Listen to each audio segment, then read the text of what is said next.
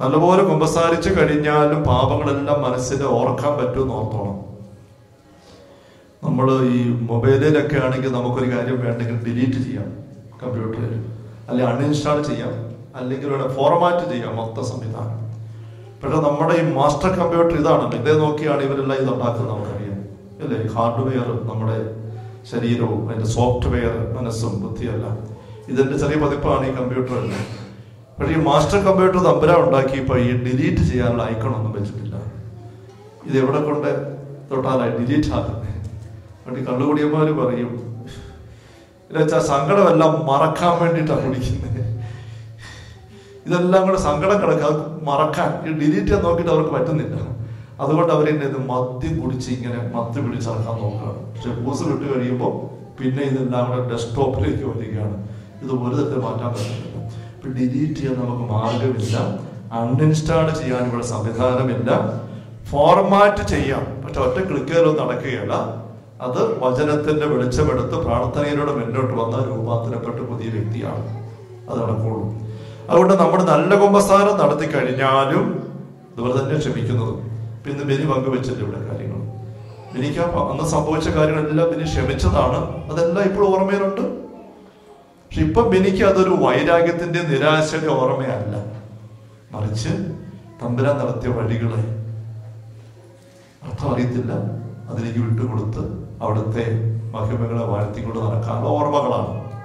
അതാ പത്രോസിനോട് ഈശോ പറഞ്ഞു 3 പ്രാവശ്യം സ്നേഹം പറ. തള്ളി പറഞ്ഞതിന്റെ ഓർമ്മകൾ സ്നേഹം പറയാനുള്ള ഓർമ്മകളാക്കണം. അവിടെ കുമ്പസാരം കഴിയുമ്പോൾ ഞാൻ പ്രാവശ്യത്തേക്ക് ചിലപ്പോൾ കൊടുക്കുന്നത് ആ പേപ്പർ മുഴുവൻ നോക്കിയിട്ട് ഓരോ ലിസ്റ്റിന് കണ്ണ് ഓടിച്ചിട്ട് ഓരോന്നിനെ ഓർത്ത് ഈശോട് പറഞ്ഞ് ഞാൻ എന്നെ സ്നേഹിക്കുന്നു. അതല്ലേ ലൂക്കാ 7 പാപിനിയായ സ്ത്രീ വന്ന് ഈശോയുടെ പാദം കഴുകി. എന്നിട്ട് അവള് ചെയ്യുന്നത് എന്താണ്? ഈശോയുടെ പാദങ്ങൾ ചുംബിക്കുന്നതിൽ നിന്നും വിരമിച്ചേ ഇല്ല എന്ന് പറഞ്ഞിരിക്കുകയാണ് ലൂക്കാ 7:36 മുതൽ. അപ്പൊ ഇത് കണ്ടിട്ട് ആ വീടിന്റെ ഉടമസ്ഥൻ വിരുന്ന് നടത്തുന്ന ശിമയോൻ അസ്വസ്ഥപ്പെട്ടു. ഇവളൊരു പാപിനിയാണല്ലോ, പാപിനിയായ പെണ്ണ് വന്ന് ഈശോയുടെ കാലിൽ ഇങ്ങനെ കെട്ടിപ്പിടിച്ചിട്ട് മുത്തി കിടക്കുക. ഇവനൊരു പ്രവാചകനാണെങ്കിൽ ഇത് മനസ്സിലാക്കുമായിരുന്നില്ല. 39-ാം വാക്യം, അവരെ ക്ഷണിച്ച പരിസരം ഇത് കണ്ട് സ്വഗതമായും പറഞ്ഞു, ഇവൻ പ്രവാചകനാണെങ്കിൽ തന്നെ സ്പർശിക്കുന്ന സ്ത്രീ ആരെന്നും ഏത് തരക്കാരിയാണെന്ന് അറിയുമായിരുന്നു. ഇവിടെ പാപിനിയാണല്ലോ, കെട്ട പാപിനിയായ അവള് കർത്താവിന്റെ കാലെ കെട്ടിപ്പിടിച്ചോണ്ട് മുത്തി കിടക്കുന്നു. ഇല്ല പ്രവാചകനാന്ന് പറഞ്ഞിട്ട് അങ്ങേര് അതിങ്ങനെ ആസ്വദിച്ചങ്ങ് ഇരിക്കുക. ഇതെന്നാ പരിപാടിയാണ് എന്ന് ശിമയോന്റെ ഉള്ളിലെ തിന്മ ഓണായി. വിധിക്കുന്നത് സ്വന്തം ഉള്ളിന്റെ ബോധ്യം വെച്ചാൽ വിധിക്കുള്ളൂ. അങ്ങേരുടെ ഉള്ളിൽ അഴുക്കുള്ളത് കൊണ്ട് അങ്ങേരുടെ അഴുക്ക് കാണുകയാണ്. അത് മനസ്സിലാക്കി ഈശോ ഉടനെ കാല് പിൻവലിച്ചു. ആണോ? അവളെ തോണ്ടി കെട്ടിപടി പറഞ്ഞോ? ഇല്ല, ഈശോ കാല് പിൻവലിച്ചില്ല.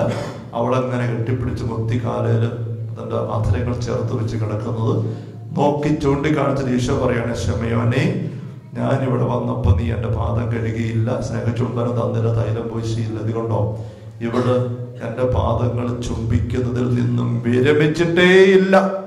അത് തന്നെ ശിമയോന്റെ പ്രശ്നം. അത് തന്നെ ഈശോ ചൂണ്ടിക്കാണിക്കുന്നത്. വിരമിച്ചിട്ടേ ഇല്ല. ഈശോ പറയുകയാണ്, എന്തുകൊണ്ടാണ്?